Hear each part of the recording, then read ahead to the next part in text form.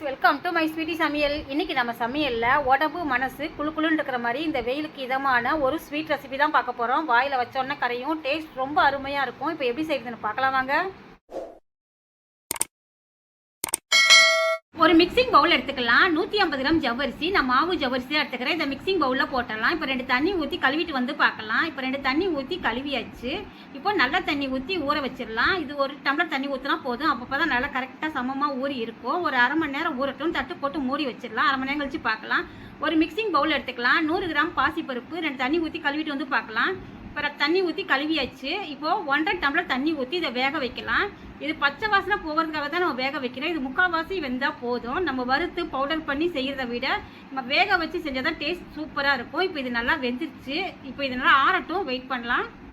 பாசிப்பருப்பு நல்லா ஆறிடுச்சு. இது ஒரு மிக்சி ஜாருக்கு மாற்றிக்கலாம். நம்ம ஊற்றுனதோட தண்ணி கொஞ்சம் தான் இருக்குது. நம்ம ஊற வச்ச ஜவ்வரிசியும் அந்த தண்ணியோடையே ஊற்றிடலாம். இப்போ 2 சேர்த்து நைஸாக அரைச்சிட்டு வந்து பார்க்கலாம். நைஸாக அரைச்சாச்சு. இது ஒரு ஓரமாக இருக்கட்டும். ஒரு கடாய் அடுப்பில் வச்சு 2 ஸ்பூன் நெய் ஊற்றிருக்கிறேன். நெய் உருகட்டும். நெய் உருகிருச்சு. நம்ம அரைச்சி வச்சா ஜவ்வரிசி பாசிப்பருப்பை இதில் ஊற்றிடலாம்.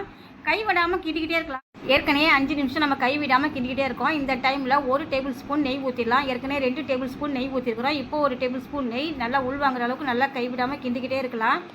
உங்களுக்கு தேவைன்னா 5 டேபிள் ஸ்பூன் சர்க்கரை கேரமல் பண்ணி ஊற்றிக்கலாம். அப்படி தேவையில்லைன்னா நீங்கள் ஃபுட் கலர் கூட போட்டுக்கலாம். நான் ஃபுட் கலர் தான் 3 ட்ராப் ஊற்றுறேன் நான். இப்போ இந்த ஃபுட் கலர் எல்லா பக்கமும் படுற மாதிரி நல்லா கைவிடாமல் கிண்டிக்கிட்டே இருக்கலாம். இந்த டைமில் 1 டேபிள் ஸ்பூன் நெய் ஊற்றிக்கலாம். நெய் நல்லா உள்வாங்கி பிரிஞ்சு வரும். அந்த டைமில் நம்ம சக்கரை போட்டுக்கலாம்.